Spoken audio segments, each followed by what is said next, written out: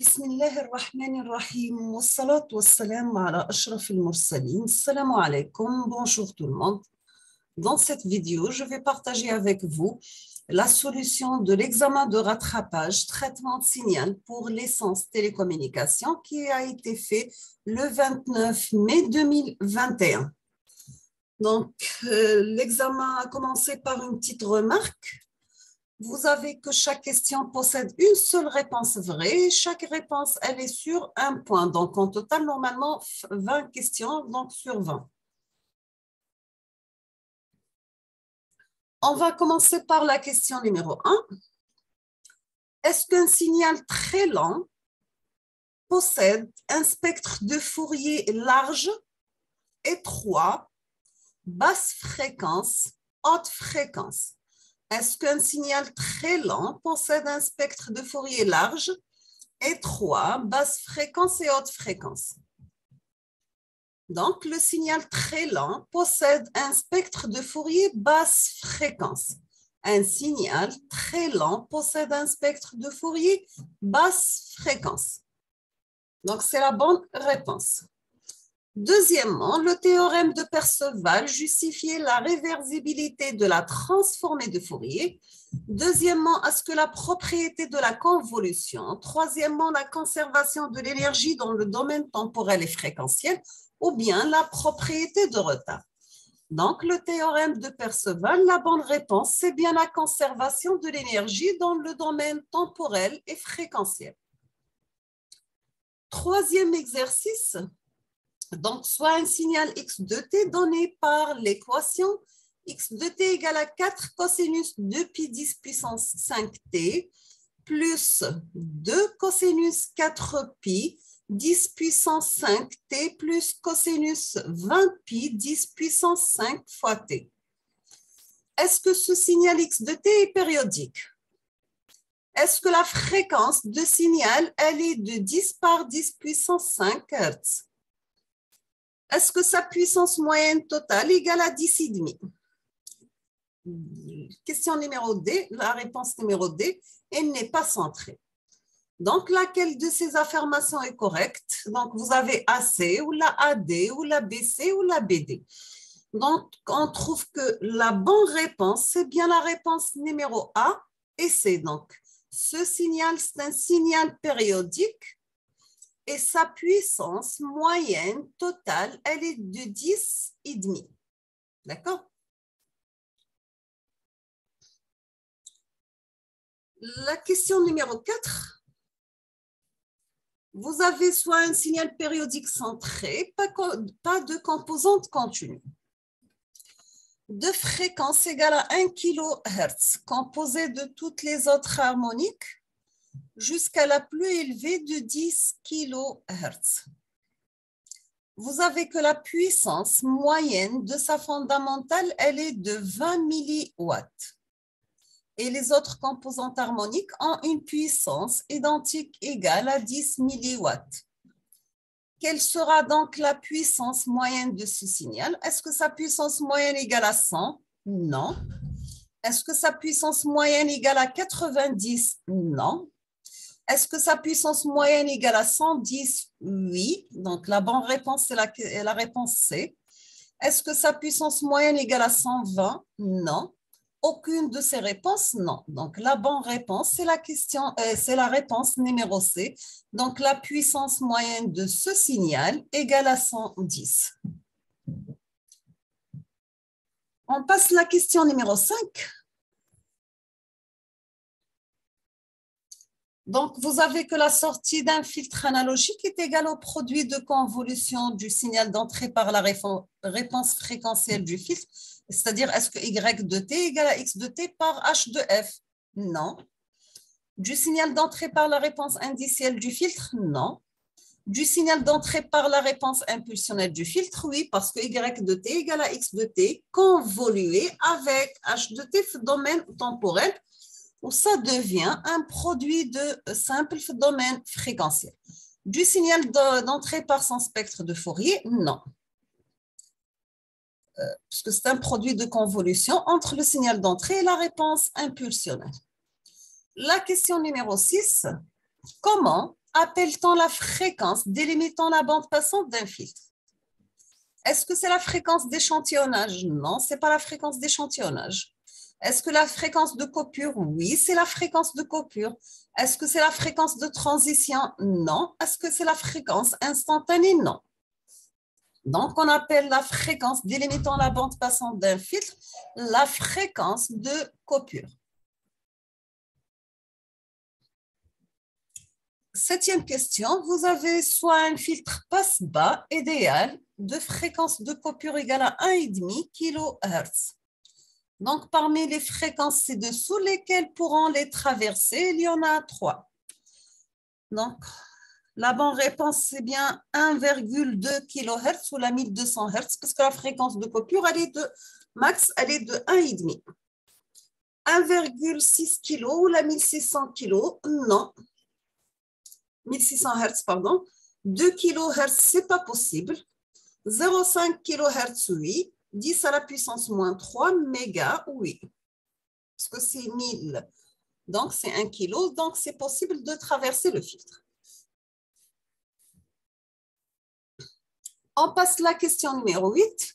Soit un filtre passe au idéal de fréquence de coupure égale à 1,5 kHz. Donc, parmi les fréquences ci-dessous, lesquelles pourront le traverser? Il y en a 2. Donc, la fréquence de coupure d'un filtre passe haut. Il faut que la fréquence soit supérieure à 1,5.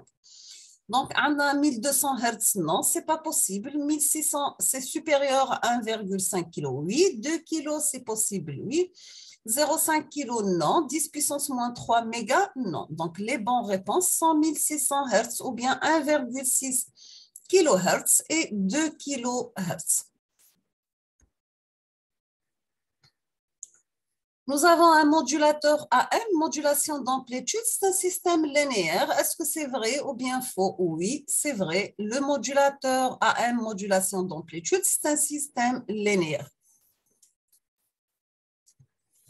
Est-ce que le modulateur AM, modulation d'amplitude, est un système invariant? Non, ce n'est pas un système invariant. On passe à la question numéro 11. Donc, vous avez soit x, une variable aléatoire avec la fonction de densité de probabilité f de x égale à 0,4 pour x en valeur absolue inférieure à 1, f de x égale à 0,1 pour valeur absolue de x compris entre 1 et 2, f de x égale à 0 ailleurs. La probabilité P de x entre 0,5 et 5, est-ce qu'elle est de 0,3, 0,5, 0,4, 0,8? Aucune des valeurs mentionnées ci-dessous n'est correcte. Donc, la bonne réponse, c'est que la probabilité de x compris entre 0,5 et 5, elle est de 0,3.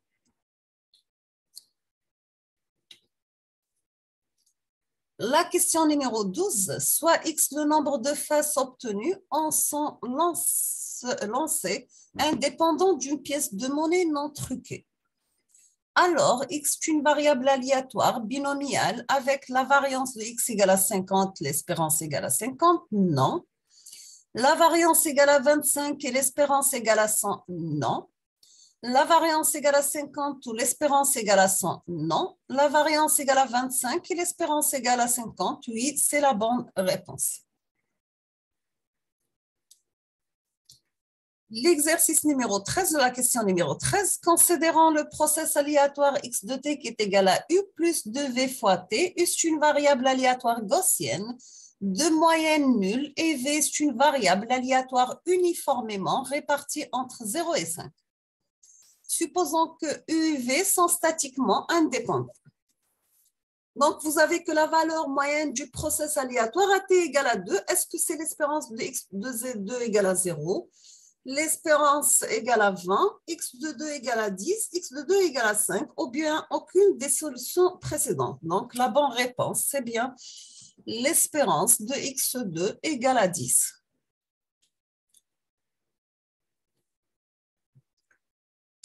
Quatorzième question, considérant un process aléatoire x de t égale à 10 v de t plus 20. V de t, c'est un process aléatoire stationnaire à moyenne nulle avec autocorrélation. RVV de taux égale à 2, exponentielle moins 5 taux. La puissance et la variance de xt, est-ce que la puissance égale à 1000 et la variance égale à 200? Non. La puissance égale à 500 et la variance égale à 100? Non. La puissance égale à 600 et la variance égale à 200? Oui, c'est la bonne réponse. La puissance égale à 200 et la variance égale à 100? Non, ce n'est pas la bonne réponse. Aucune des solutions précédentes? Non, c'est faux. 15e question. Lequel des modèles standards mentionnés ci-dessous et sont applicables aux variables aléatoires continues? Est-ce que la distribution normale, distribution de Pearson, distribution de Student, tout ce qui précède ou bien aucune? La bonne réponse, c'est bien tout ce qui précède. Donc, c'est distribution normale, Pearson et Student. Vous avez un tableau, le nombre petit n de voitures vendues, donné défini une variable aléatoire grand N qui suit la loi suivante. Donc, pour grand N égale à 0, la probabilité égale à 0,25. Pour n égale à 1, la probabilité elle est de 0,22. Pour n égale à 2, la probabilité elle est de 0,13. Pour n égale à 3, la probabilité c'est 0,15. Pour n égale à 4, la probabilité est x. Donc, quelle est la valeur de l'inconnu x? Il faut que la somme de probabilité égale à 1. C'est-à-dire, on met 0,25 plus 0,22 plus 0,13 plus 0,15 plus x égale à 1. Et on trouve la valeur de x1 moins la somme de 0,15, 0,13, 0,22 et 0,25. On trouve que la valeur de l'inconnu x, elle est de 0,25. Ce n'est pas 0,2, ce n'est pas 0,15 et ce n'est pas 0,1.